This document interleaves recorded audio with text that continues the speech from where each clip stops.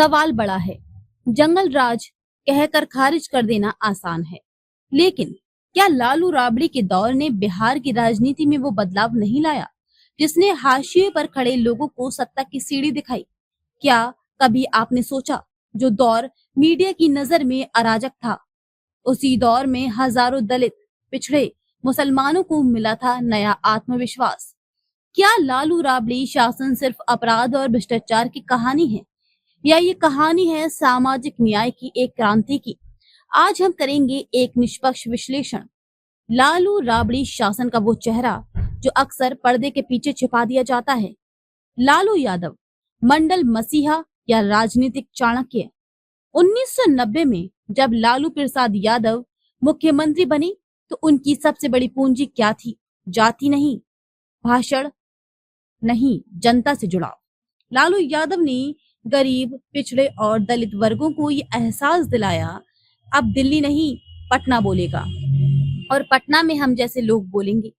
उनकी राजनीति सिर्फ पॉलिटिक्स ऑफ रेटोरिक नहीं थी, वे प्रतिरोध की राजनीति थी।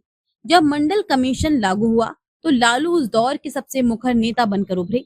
उन्होंने आरक्षण का समर्थन किया और सामाजिक न्याय की परिभाषा को गांव-गांव तक पहुंचाया। राबड़ी देवी, घरेलू आंगन से सीएम हाउस तक की यात्रा।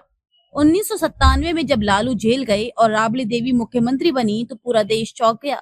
मीडिया ने उन्हें रबर स्टैंप कहा, सांवली सियासत का चेहरा कहा, लेकिन ये वही राबड़ी देवी थी जिन्होंने 3 बार बिहार जैसे जटिल राज्य की बागडोर संभाली। उनके पास न प्रशासनिक अनुभव था, न राजनीतिक प्रशिक्षण, लेकिन उनके पास था जनता का विश्वास और पारिवारिक जमीनी राजनीति की समझ। एक घरेलू महिला जब बिहार की पहली महिला मुख्यमंत्री बनी तो ये महिला सशक्तिकरण की सबसे बड़ी कहानी बन गई। राबड़ी देवी की सत्ता सामंती सोच के मुंह पर तमाचा थी, विवादों और चुनौतियों से भरा दौर, लेकिन इस शासनकाल की आलोचनाएं भी खूब हुई। कानून व्यवस्था को लेकर बिहार को जंगल राज कहा गया। अपहरण, उद्योग और अपराध चरम पर थे। विकास की गति धीमी रही। शिक्षा और स्वास्थ्य में गिरावट देखी गई। यहाँ सवाल उठता है, क्या लालू राबड़ी की सरकार पूरी तरह विफल थी?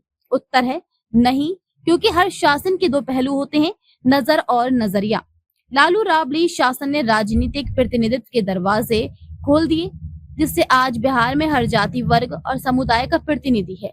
लालू राबड़ी मॉडल बनाम वर्तमान सरकारें। आज जब हम विकास की बातें करते हैं, मेट्रो और एयरपोर्ट की बात करते हैं, तो ये नहीं भूलना चाहिए कि अगर लालू राबड़ी शासन नहीं होता तो ये बातें सिर्फ संवर्ण एजेंडा तक सीमित रह जाती। लालू राबड़ी ने हाशिए के लोगों को संविधान में दिए अधिकारों को हकीकत में तब्दील किया। आलोचना जरूरी है, लेकिन न्यायपूर्ण हो। लालू राबड़ी शासन को सिर्फ जंगल राज कह देना आसान है, लेकिन क्या हम उनकी सामाजिक क्रांति को भूल सकते हैं? क्या हम ये नजरअंदाज कर सकते हैं कि बिहार में आज जो दलित, पिछड़े, मुसलमान, महिलाएं राजनीति में सक्रिय हैं, वो दरवाजा सबसे पहले लालू ने खोला और राबड़ी ने थामा।